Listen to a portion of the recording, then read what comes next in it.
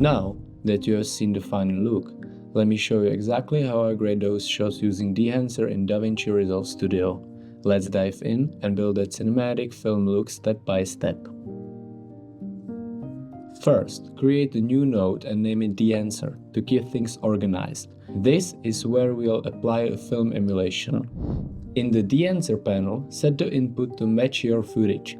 Mine's from Sony FX30, shot in S-Log3, S-Gamma3 Cine.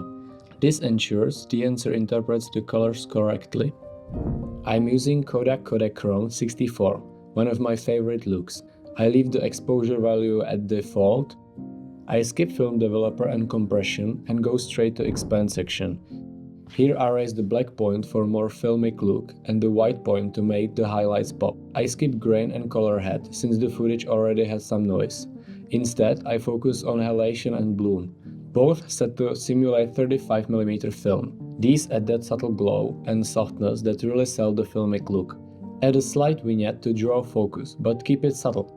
Don't forget to set quality to high at the bottom for the best render. Before the Dehancer node, I add a couple of nodes to adjust exposure using HDR panel.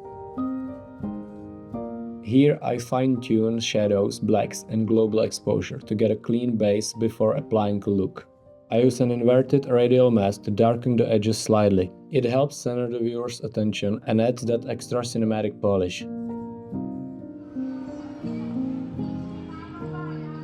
Now, let me show you how to get the same filmic vibe on your photos. This is Dehancer Mobile for iOS.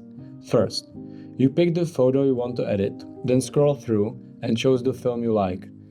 There's a ton of classic stocks, just like desktop version. Next, head into the edit section where you can make small adjustments, exposure, contrast, color tone, super intuitive. Then, you can add film grain, halation, bloom and many more. It's quick, powerful and super fun to use. And that's my full process using Dehancer in Davinci Resolve Studio and the new mobile app. If you want to try it out, use my code ADAM10 for 10% off. You will find the link in the description. If you found this helpful, like, subscribe and drop comment if you want more deep dives.